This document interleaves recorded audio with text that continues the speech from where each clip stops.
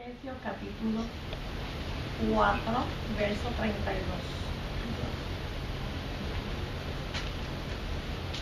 Efesios 4, 32.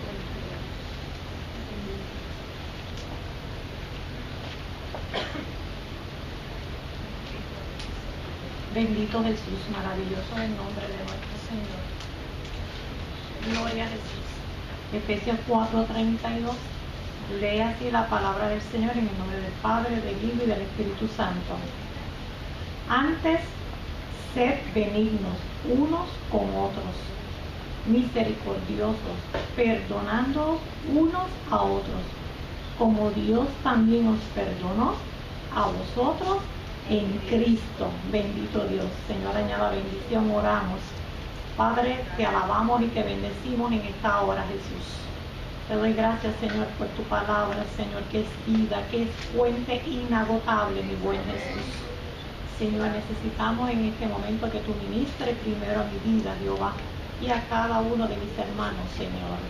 Que tu palabra cale en lo profundo, Señor, de nuestros corazones, Padre eterno, y en aquello por la cual ha sido enviada, en el nombre de Jesús. Amén. Bendito Dios. Se pueden sentar, mis hermanos. Maravilloso Jesús. Quiero tocar un tema que ya lo había presentado aquí. Maravilloso Dios. Y es sobre los frutos. Bendito Jesús. Gloria a Dios. Y ese verso pues habla de uno de ellos, que es benignidad. Bendito Dios. Y quiero decirles cuál es el origen, ¿verdad? Cuál es el propósito. Es de la palabra, viene del latín. La palabra es del latín benignus. Y está conformada por las siguientes expresiones. Se divide. BN, BN que significa bueno, y genus, que indica nacido. En conclusión, es bien concebido o creado. Eso es lo que significa. Ahora tiene varios sinónimos esta palabra de benignidad, que es benevolencia, complacencia, humanidad, afable, piadoso, templado y aplacible. Así que son varias las definiciones que significan lo mismo. El término bondad en hebreo se traduce por misericordia, sobre todo en los salmos. Así que en los salmos vemos mucho, ¿verdad?, la palabra misericordia. Alabad a Jehová porque es bueno, porque para siempre es su bondad, o para siempre es su misericordia. La palabra griega que se traduce para benignidad es la divina benignidad con la cual Dios actúa para la humanidad. Es lo que se refiere al Antiguo Testamento cuando constantemente dice Dios es bueno, bueno es nuestro Dios. Tú, Señor, eres bueno y perdonador. Grande es tu amor por todo lo que te invocan, dice el Salmo 86:5. A través de la Biblia se asocian dos cualidades con la benignidad: el amor y la misericordia. Así que van juntas, van de la mano, el amor y la misericordia. Pedro escribió que debíamos agregarle a la piedad afecto fraternal, ese afecto fraternal entre unos y otros. Y al afecto fraternal hay que agregarle el amor. Segunda de Pedro 1:7. Pablo habló de algo adicional, vestirnos. Así que no es solamente ese afecto fraternal entre unos y otros, sino que nos tenemos que vestir. ¿De qué nos vamos a vestir? De entrañable misericordia, de benignidad, de humildad, de mansedumbre y de paciencia. Eso está en Colosenses 3:12. Benignidad es darnos humildemente en amor, y misericordia a las personas que de pronto no podrán darnos nada a cambio. Te va a dar benignidad a aquellos que no te van a dar nada. Te va a ofrecer eso a cambio de recibir nada. A personas que a veces no lo merecen. No podemos hacer acepción de personas. Hay que ser benigno con todos. Y a personas que por lo general no lo van a agradecer. Aunque usted sea benigno, sea misericordioso, ni te lo van a agradecer. Y a personas que no lo merecen, a personas que no te van a dar nada a cambio, usted va a dar la benignidad de Cristo. Básicamente es una forma de hacer obras pensada para los demás. Usted va a hacer esas obras para las demás personas, no para usted, para otro. Dios quiere que seamos como Él. Aunque la tierna misericordia y la amorosa dignidad de Dios a menudo se da por sentada, tú sabes, automáticamente pues ya eso está, como que ya lo tenemos y no hay que hacer nada. Ahora, sus siervos reconocen su mano, su poder. Lo mismo pasará con nosotros si seguimos el ejemplo y somos misericordiosos y benignos.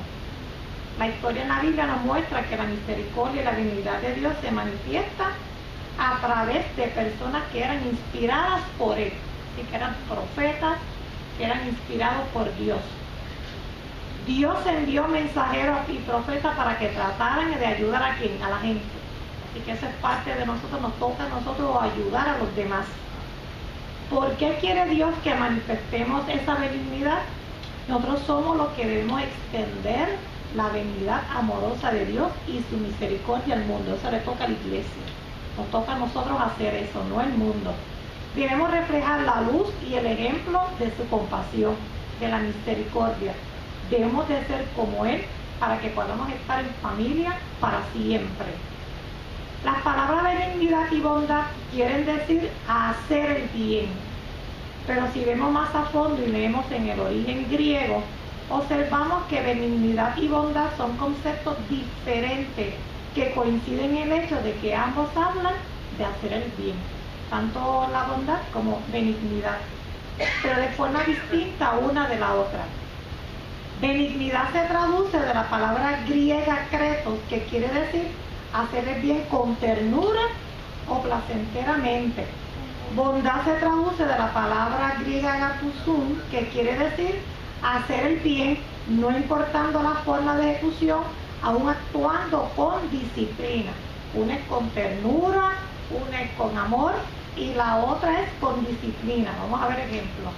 Si analizamos los dos términos anteriores, podemos observar que no significan lo mismo, son diferentes.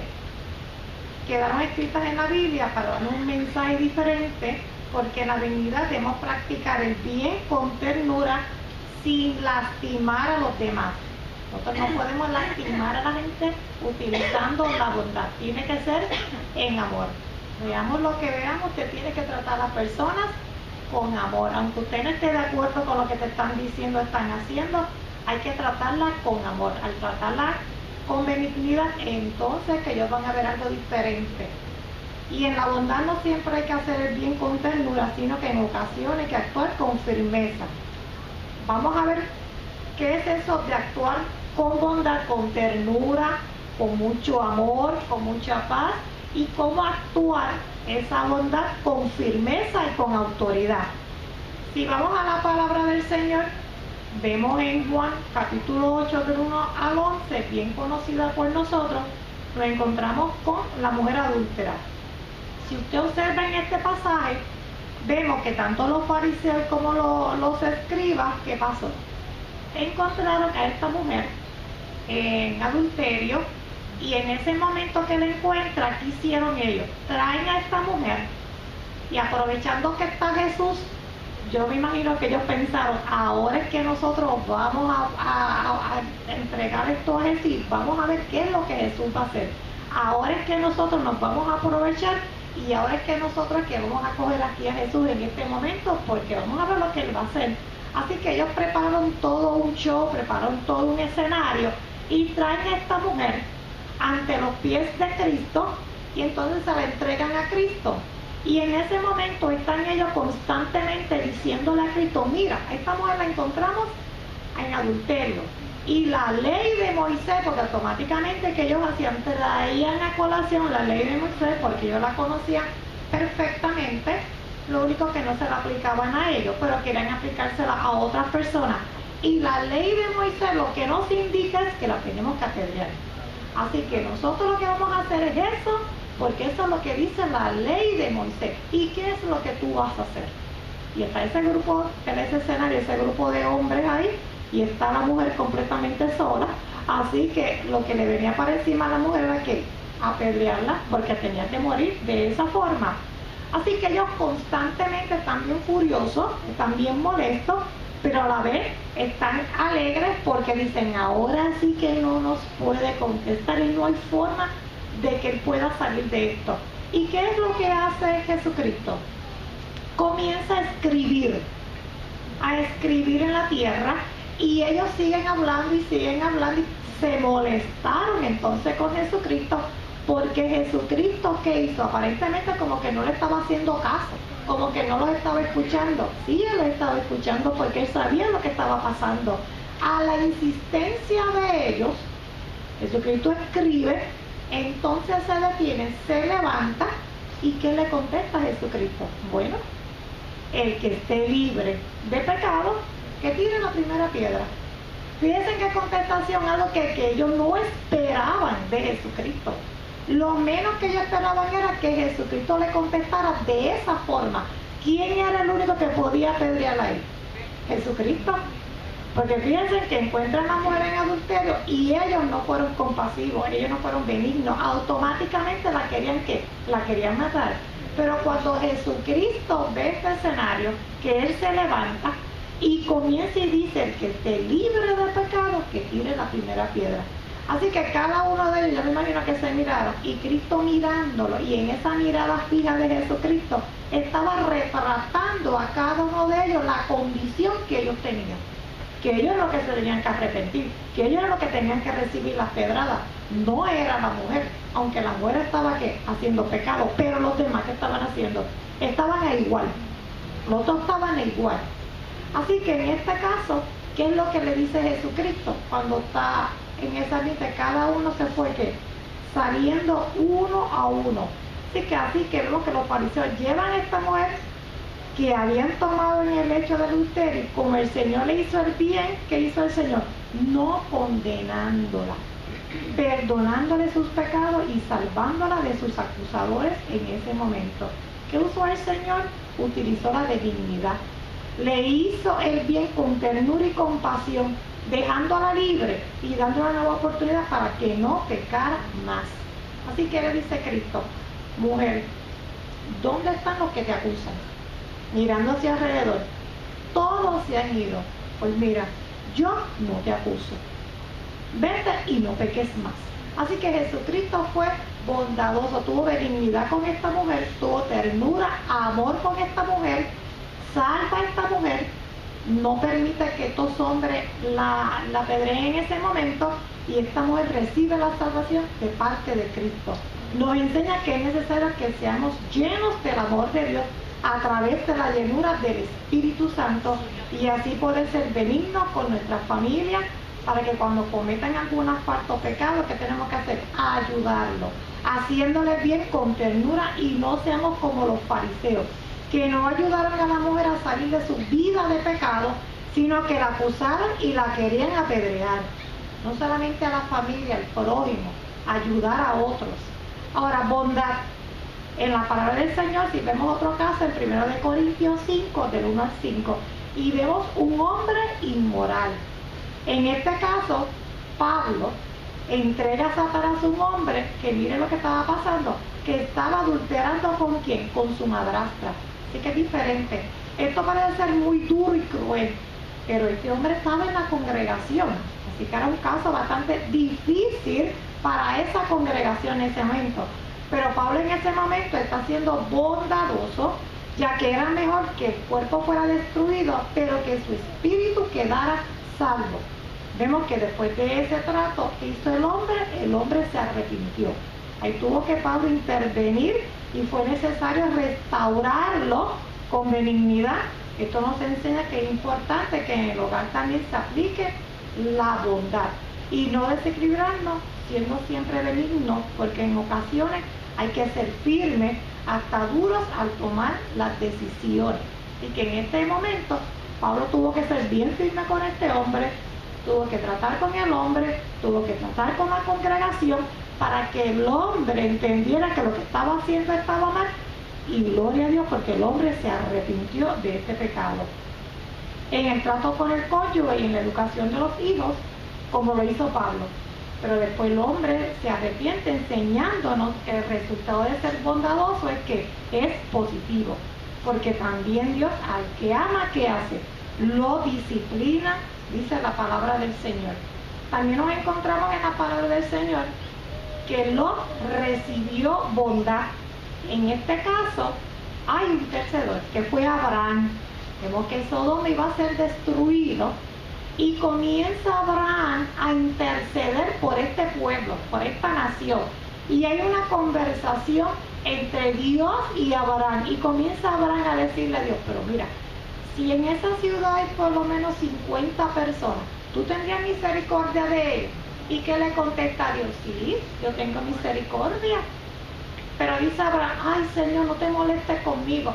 Pero si hubieran 45, pues sí, yo tengo misericordia. Fíjense que Abraham comienza a bajar el número a Dios hasta que llega a 10.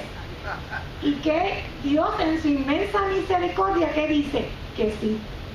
Quiere decir que en una nación, si hay personas que aceptan a Cristo, si hay creyentes, Dios tiene misericordia de esa nación, no importando el pecado.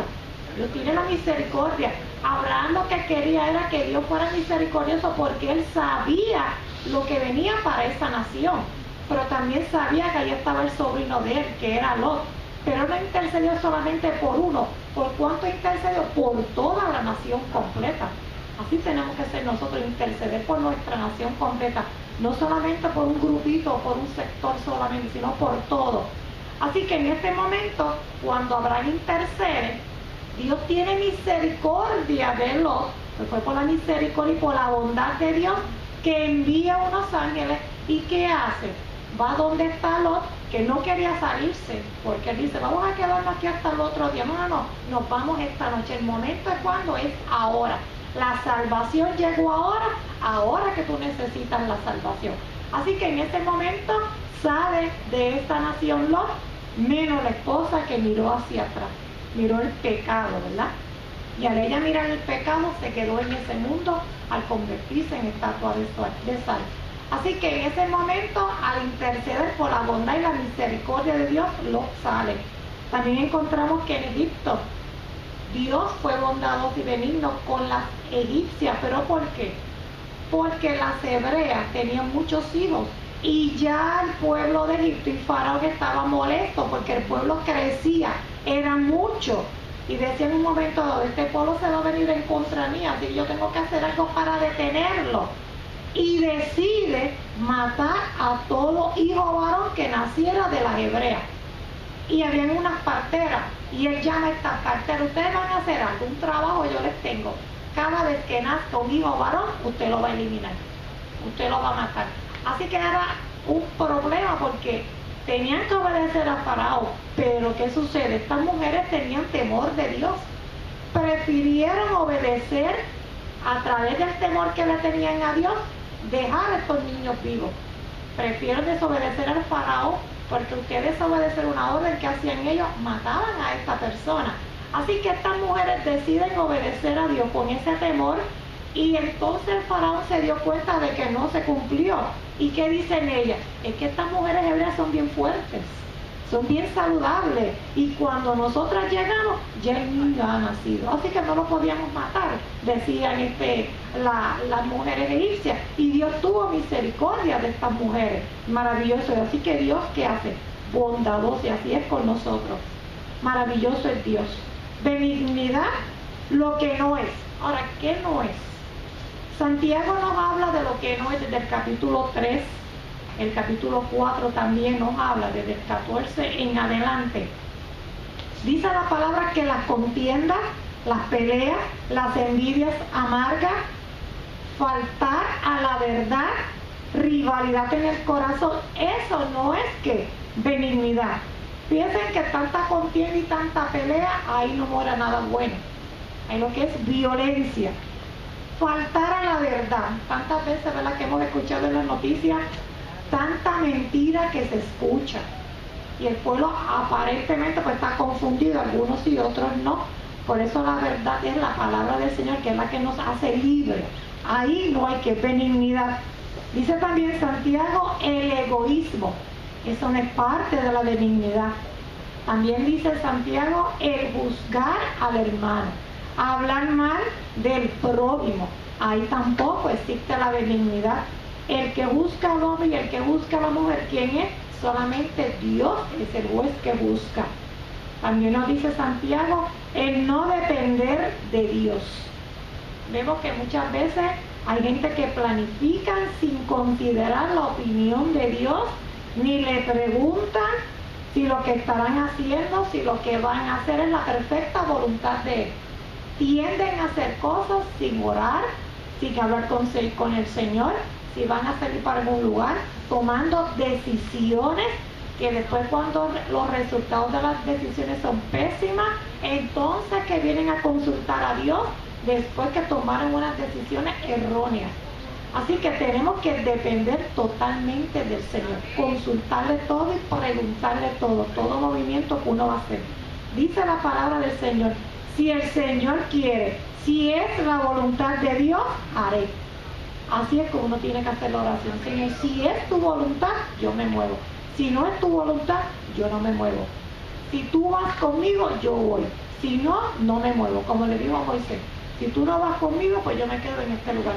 Porque con Cristo tenemos ganancias. Sin Él vamos a perder. ¿Qué hace el Señor? Nos deja a un lado y nos deja solos tomando decisiones que a la larga nos perjudican. También dice Santiago 4:17, el no hacer lo bueno. Eso no es benignidad. Dice la palabra: así que comete pecado todo el que sabe hacer el bien y no lo hace. Ese es pecado. Yo saber lo que es bueno y hacer lo incorrecto. Lo que tenemos hoy día es que a lo bueno lo llaman malo y a lo malo lo llaman bueno. Y eso va en contra de la palabra del Señor. También nos dice Santiago que la codicia no es benignidad. Dice la palabra del Señor, bien interesante: la codicia quita la vida de sus poseedores. ¿Qué hace la codicia? Destruye a la persona. La codicia mata a la persona, porque la persona constantemente está codiciando, llega hasta el grado que la misma codicia lo arropa y arrebata su vida. Así que eso no es benignidad. Ahora, ¿qué es benignidad? Santiago también nos da la respuesta en el capítulo 3 del 17 en adelante. Número 1 te dice pureza. La pureza no se puede mezclar. Significa, por ejemplo, como el oro. El oro, cuando usted sabe que es puro, usted sabe que es pasado por el fuego, que no se mezcla, eso es puro. Como el vino, tampoco se mezcla. Como lo que es blanco. Pureza significa lo que es blanco, que resplandece. La benignidad es paz, y la paz significa llevarse bien con todo, buscar la paz, y solamente la paz la da Cristo. También la benignidad es amabilidad, quitar lo rústico al hablar.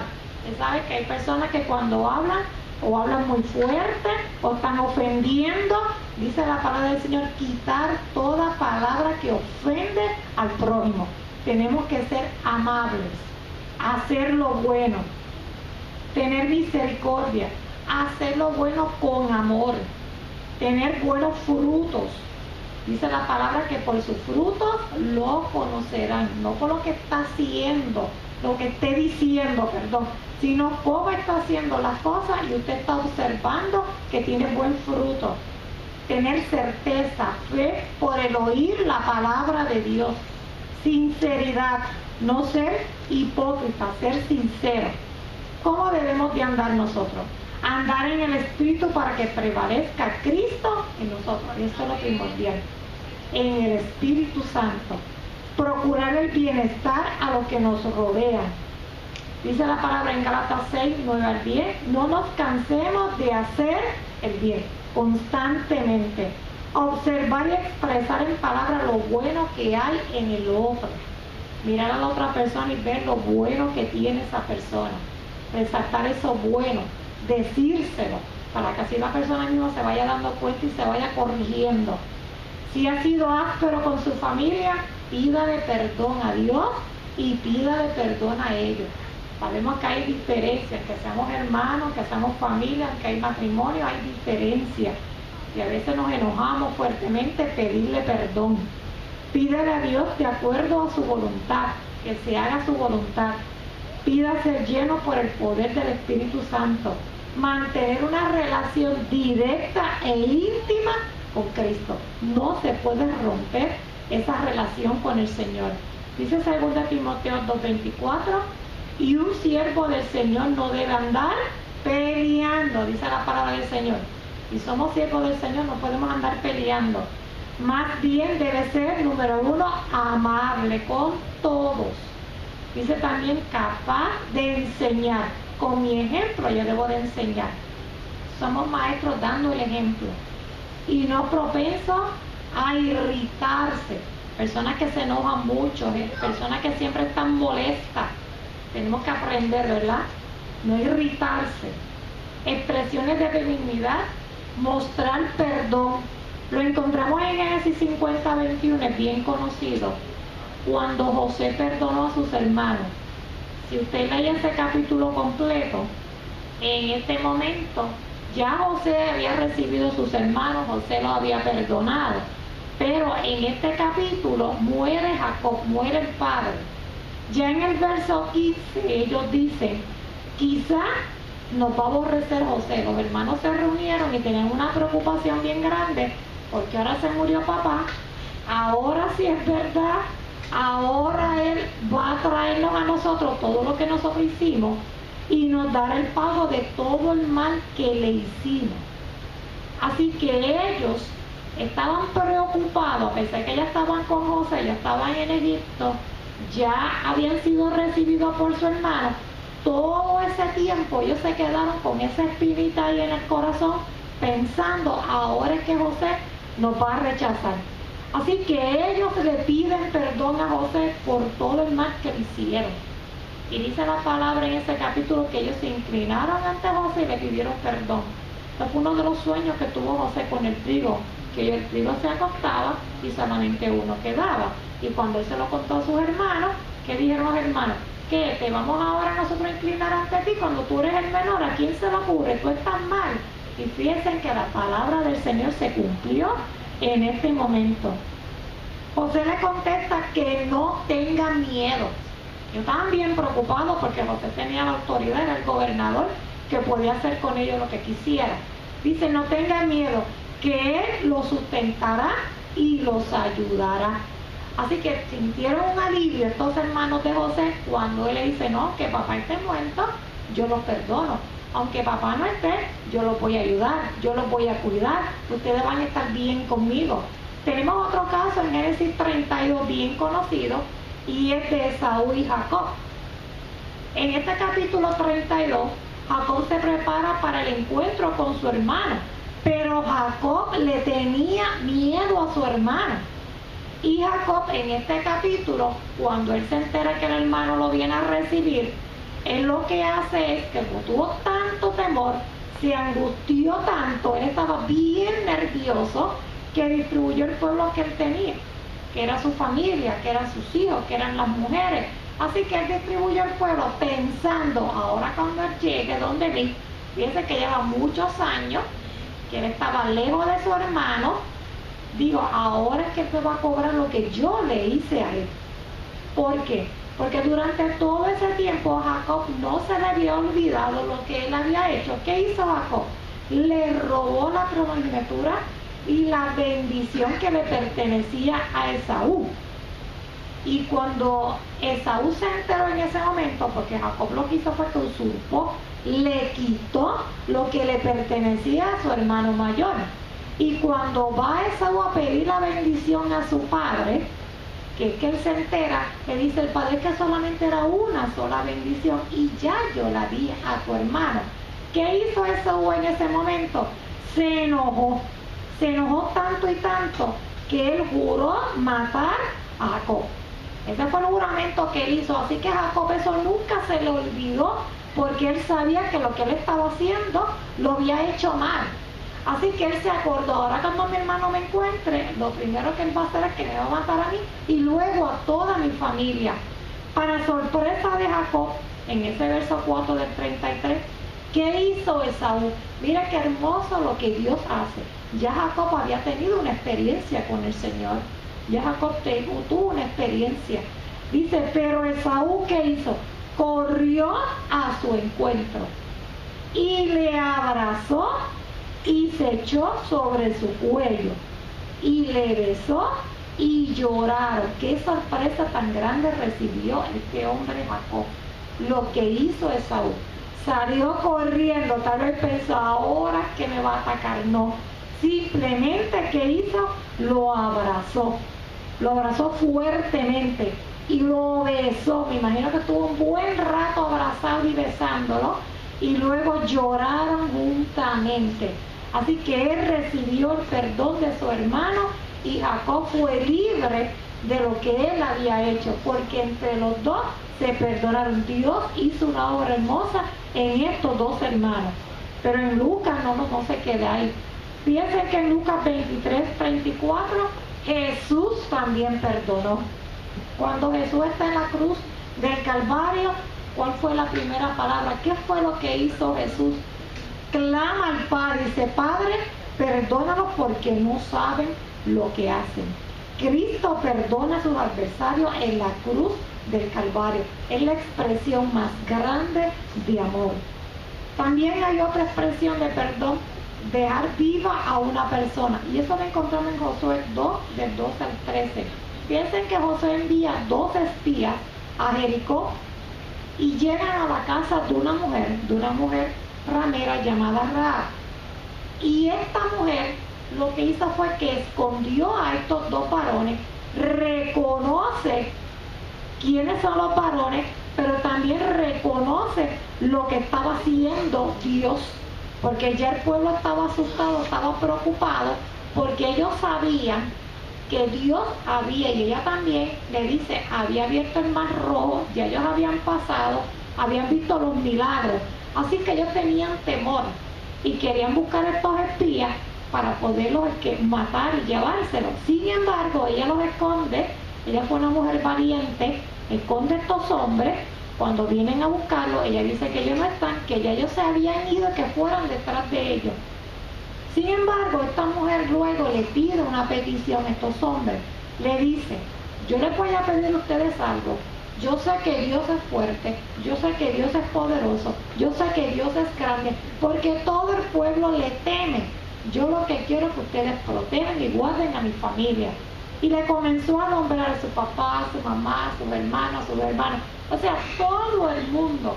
Y estos hombres le dicen que sí, vamos a guardar a tu familia, tienen que estar todos juntos y nosotros los vamos a proteger. Y podemos ver que cuando el pueblo de Israel marcha y vemos cuando estos muros caen, esta mujer fue guardada por la misericordia y por el amor de Dios, toda su familia, no importando quién era ella, Dios tuvo misericordia de ella. También ayudó a los pobres. Vemos también otro pasaje bien conocido en 2 de Samuel, cuando David pregunta si queda alguien de la casa de Saúl. Comienza a preguntar: ¿habrá alguien de la casa de Saúl? Y le dicen: sí, está el hijo de Jonatán, Mefiboset. Y recuerden que los reyes para esta época tenían que ser mataban a toda la familia, porque si quedaba uno, pues esta persona iba a gobernar. Sin embargo, David tuvo misericordia del hijo de Jonatán y le dice: no tengas temor, haré contigo misericordia, te devolveré todas las tierras de tu padre y tú comerás siempre a mi mesa como uno de los hijos del rey, le dice Mefiboset. Así que David se trae a este hombre a su casa y le dice: no tenga temor. Asimismo hizo Dios con nosotros. No merecíamos la salvación, no merecíamos la misericordia, no merecíamos nada, estamos destituidos de la gloria de Dios, como dice Romanos, solamente la muerte. ¿Y qué hizo Dios? Tuvo misericordia de nosotros, envió a Jesucristo a morir por cada uno de nosotros. ¿Y qué hizo? Nos devolvió la vida, porque no teníamos vida. ¿Qué hizo? Nos dio la tierra. ¿Qué hizo Jesucristo en eso? A través de la muerte de Él, nos sentó en lugares celestiales. Nos hizo reyes y sacerdotes.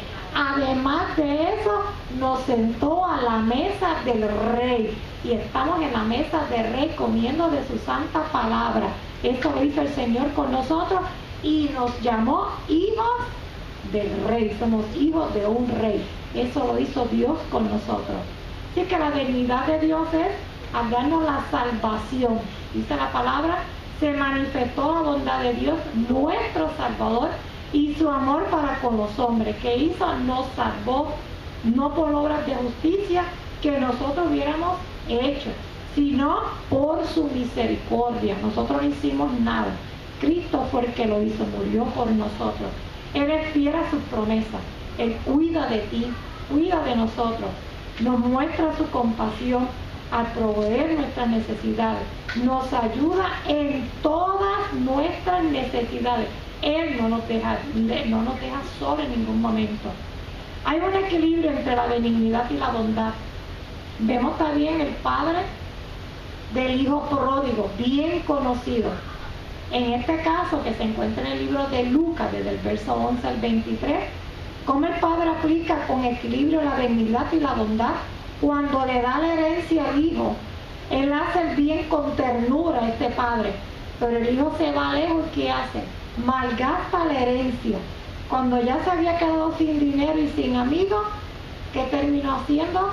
Apacentando cerdos. El padre, a pesar de saber que su hijo no estaba bien, no fue a buscarlo, no lo sacó del lugar donde él estaba.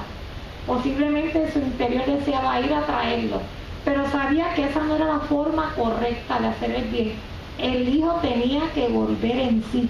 El hijo tenía que reconocer lo que hizo mal. El hijo tenía que despertar de lo que estaba haciendo, de su sufrimiento, y proceder al arrepentimiento. El padre sabía que estaba mal. Dios sabe que estamos mal cuando no hacemos su voluntad. Cuando nos salimos del camino, el padre sabe que estamos mal, pero él quiere que nosotros despertemos, pidamos perdón, lleguemos al arrepentimiento.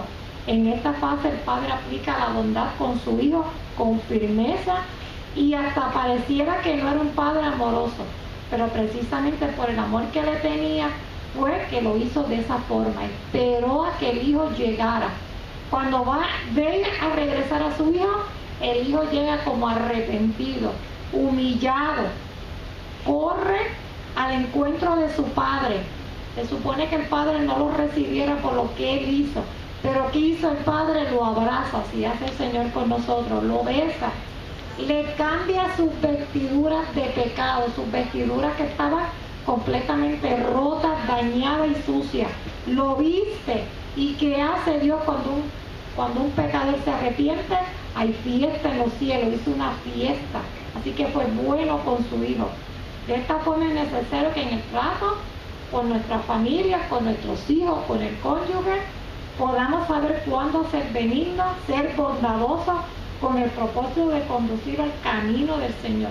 Jesús mostró benignidad, trató con ternura a los niños, a los desamparados, a los paralíticos, a los despreciados, a los que nadie quería, a los que la gente no atendía.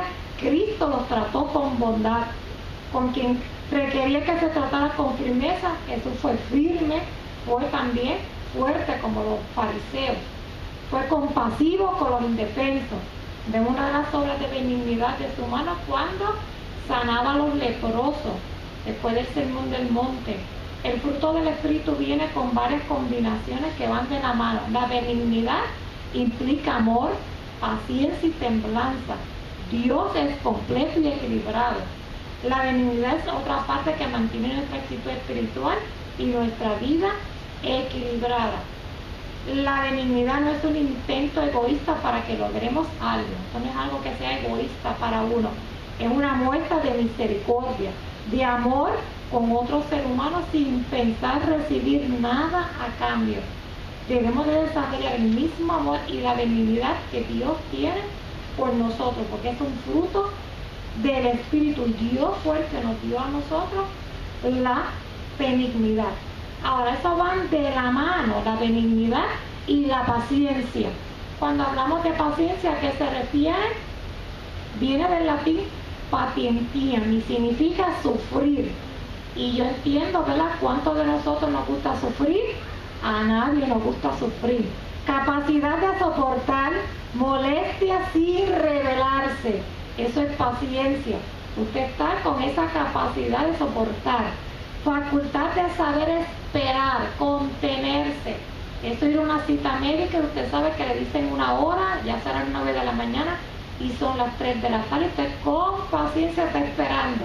Te viene la paciencia de paciente, de esperar, de sufrir, de tolerar las adversidades con valor sin quejarse, esperar con tranquilidad una cosa que tarda. Todo eso es parte de la paciencia.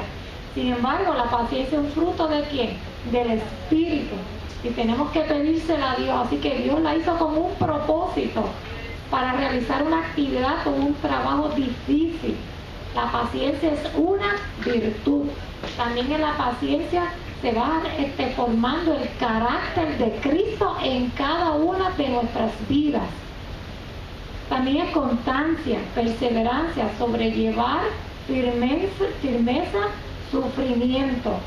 La persona paciente está ligada con la paz, la calma, tolerancia y la perseverancia. Es una persona que sabe esperar, tomar las cosas con serenidad. Todo eso nos aplica a nosotros como creyentes.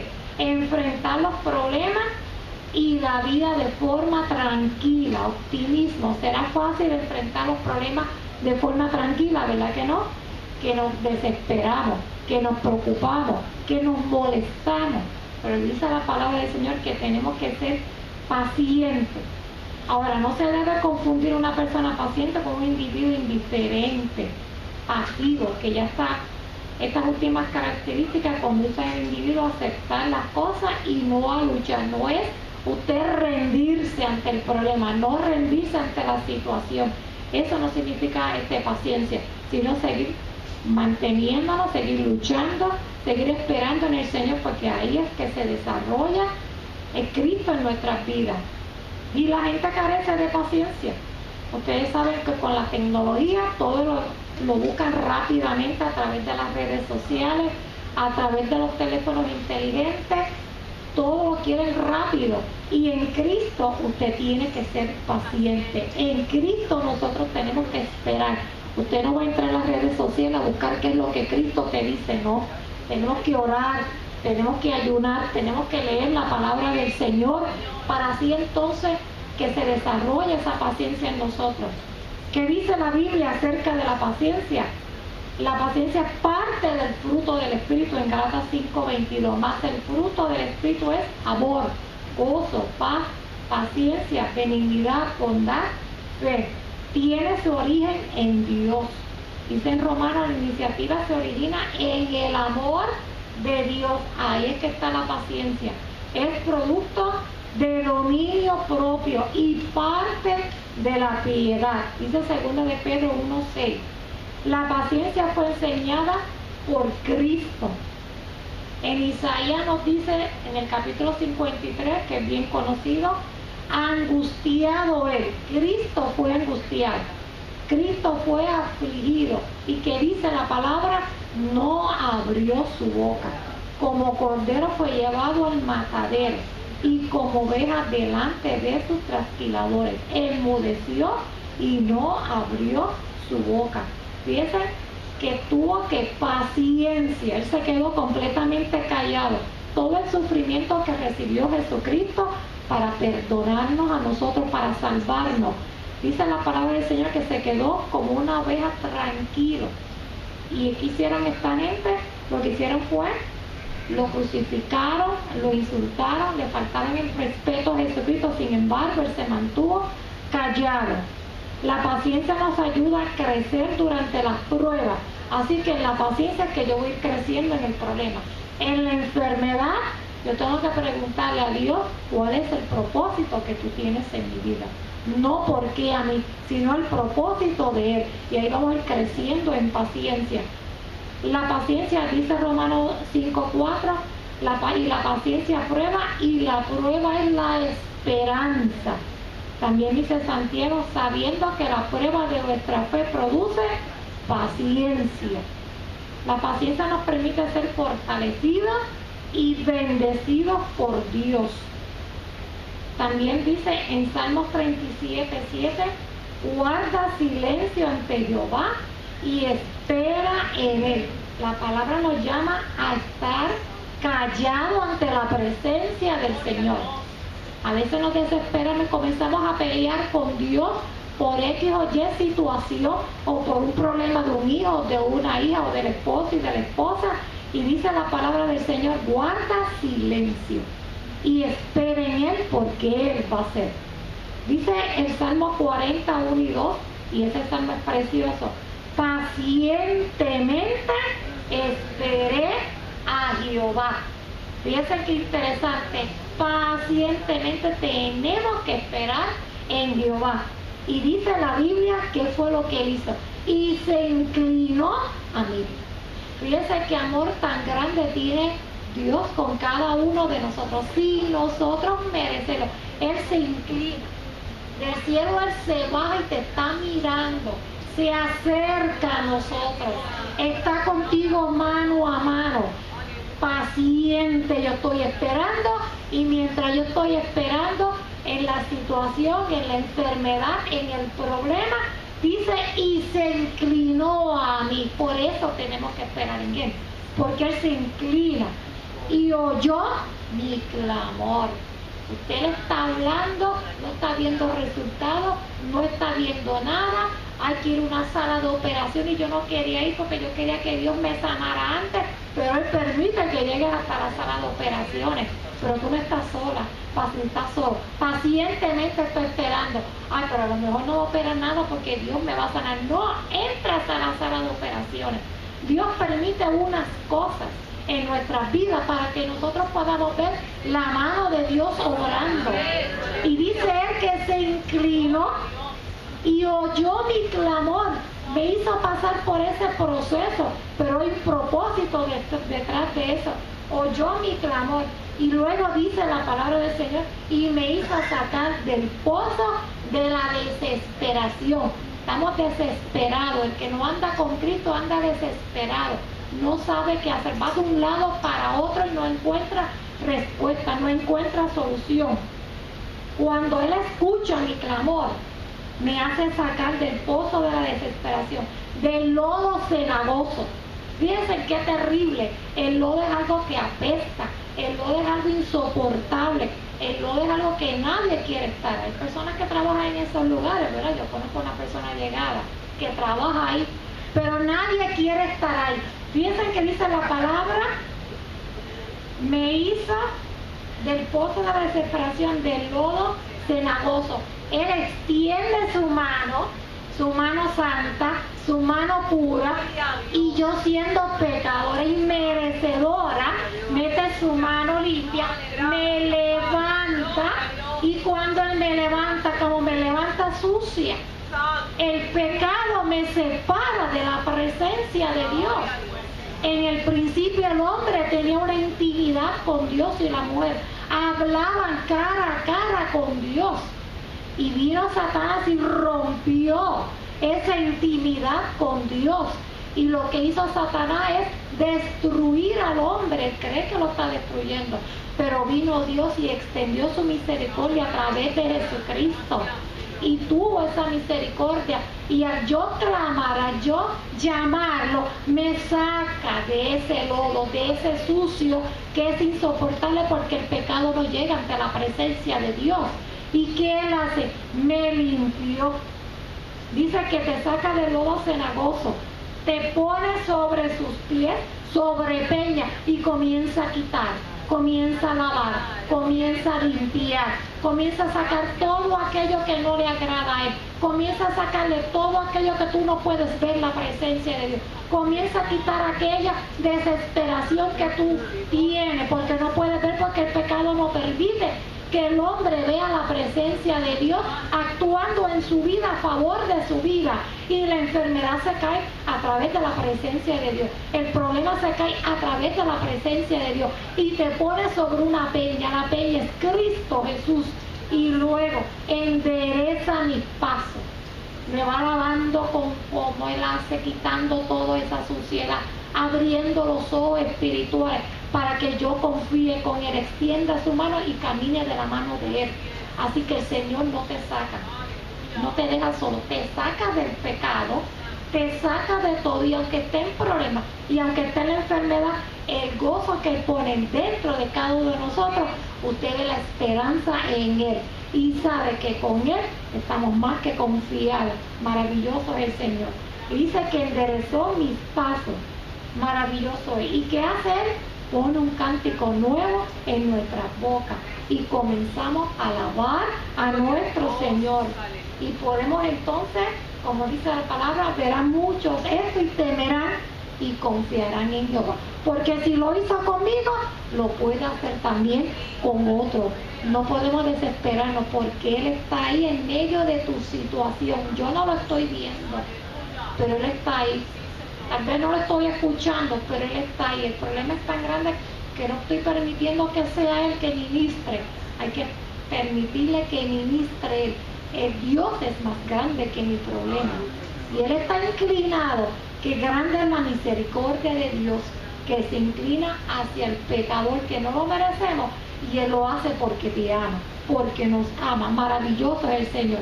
Dice también la palabra, Tesalonicenses 2, 3:5, y el Señor encamine vuestros corazones al amor de Dios y a la paciencia de Cristo. La paciencia también es una virtud que viene de Dios. La paciencia en la Biblia. Fíjense que Dios tuvo paciencia con el hombre. Si vemos en la palabra del Señor en Génesis 9, del 11 al 17, bien conocido, el hombre llegó a un acto de pecado tan y tan grande que llegó a la presencia de Dios y Dios decide destruir al hombre. Y es entonces cuando llama a Noé y salva a esta familia. Sin embargo, Él hizo algo al salvar a esta familia, guardó a la humanidad, porque el arcoíris fue un signo providencial para un mundo que había perdido el derecho de la existencia. Dios establece un pacto de no exterminar con la humanidad a través de un diluvio. Cada vez que nosotros vemos el arcoíris, nos tenemos que recordar lo que Dios hizo por la humanidad. Puso ese arco de Él diciendo, yo no te voy a destruir, no lo voy a hacer a través del agua, porque yo quiero que tú vengas a mi presencia. Paciente con el pueblo de Israel, que muchas veces este pueblo fue como rebelde, fue en contra de Dios, muchas veces se olvidó de Él, le fue infiel, desobediente. Sin embargo, ¿qué hacía Dios? Lo restauraba porque lo ama. Fue paciente con Jonás. Cuando este no obedece a Dios, pues bien paciente con este hombre, porque lo llama para un propósito, para predicar, para que fuera misionero en una tierra extranjera que no era su tierra. Huye de la presencia de Dios. Dios vuelve y lo llama de nuevo para que vaya a este pueblo, y a pesar de que el hombre no quería, se cumple lo que Dios quiere, no que sea a través de nosotros, no a pesar. Así que Dios llama a este hombre y el perdón fue extendido a esta nación de Nínive. Su extendida invitación a Jerusalén, siempre llamaba a Jerusalén, como la gallina acurruca sus polluelos, así quería hacer Jesucristo con Jerusalén. ¿Y qué hacían ellos? Lo rechazaban. La postergación de la segunda venida de Cristo. Fíjense que muchas veces la gente dice, pero Cristo no vino, que le llevan predicando tantos años, porque Cristo quiere que todos procedan al arrepentimiento. Dice en 2 de Pedro 3:9, el Señor no tarda en cumplir su promesa. Según entienden algunos, la tardanza, que se está tardando, pues la palabra te dice, algunos dicen que se tarda, ¿no? Más bien, Él tiene paciencia con ustedes, porque no quiere que nadie perezca, sino que todos se arrepientan. Así que Él le da la solución. Tú dices que me tardo, no. No importa que yo me tarde, es que yo quiero que todos procedan al arrepentimiento. El creyente de Jesucristo también tiene que aprender a soportar con paciencia, esperanza, las pruebas que constantemente nos salen a diario. Mantenernos en Dios, pase lo que pase, que será mayor esto de paciencia. Vivimos un tiempo difícil en nuestra isla, así que tenemos que permanecer y esperar en Él y confiar en Él. No importando lo que veamos, agarrarnos de Cristo cada vez más y más, porque Él va a suplir a cada una de nuestras necesidades. Dios es paciente. Jehová es tardo para la ira y grande en misericordia. Dios es siempre paciente con el ser humano. Pero la paciencia de Dios no es debilidad, es siempre un llamamiento a la conversión. Jesús, con su comportamiento hacia los pecadores y con sus enseñanzas, nos demuestra cómo es la paciencia divina. Jesús reprende a sus discípulos. Tenemos también un momento Ellos no tenían paciencia porque Jacob y Juan fueron a donde estaban los samaritanos, no los quisieron recibir. ¿Y cuál fue la solución rápida de Jacob y Juan? Que Dios enviara que fuego del cielo y que los eliminara. Así que Cristo los tuvo que reprender, porque Cristo fue paciente con los samaritanos y ellos también tenían la necesidad de recibir a Cristo, no era de exterminarlos completos, sino de que fueran a la salvación. Nos invita a la paciencia con los pecadores. Nos habla también de la paciencia que Dios tiene incluso con el que se aleja de él. Todo aquel que se aparta, Él es paciente y extiende su cuerda de amor para que vuelva hacia Él. Nos invita también a nosotros a ser pacientes con los demás. Los cristianos sabemos que Cristo debía sufrir para entrar en su gloria. Debemos pues con constancia soportar las pruebas y las persecuciones. Dios no nos abandona en las pruebas de la vida. Nos alegramos en el sufrimiento y en las situaciones difíciles, que no es fácil. Tenemos que estar felices en las pruebas que nos aparecen en la vida. Si nos mantenemos con paciencia en Dios, nos salvaremos. Quien es paciente tiene la promesa de ser feliz. Se nos promete la vida después de la prueba. Por encima del odio de los demás, triunfará la paciencia y la confianza en Dios.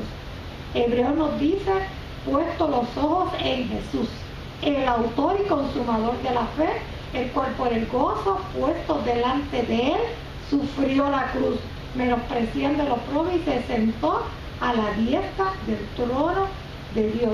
Jesucristo demostró una perseverante paciencia, así que él soportó todo eso en la tierra y ahora está a la diestra del Padre. Los profetas fueron pacientes. Abraham fue paciente. Sarai fue impaciente, ¿verdad? Ya no tuvo paciencia, pero Agar fue paciente. Moisés tuvo paciencia. Jacob, David, Pablo. Si comenzamos a José también tuvo paciencia. Si comenzamos a mencionar, muchos profetas fueron pacientes ante la presencia de Dios. Job también fue paciente. Dice la palabra en Job 1:21, entonces dijo: desnudo salí del vientre de mi madre y desnude de partir. El Señor ha dado, el Señor ha quitado, bendito sea el nombre del Señor. Cuando Job recibió esta prueba tan terrible, que todo lo que tenía perdió, los hijos, el ganado, todo él lo perdió, ¿qué fue lo que él dijo? Alabó al nombre del Señor.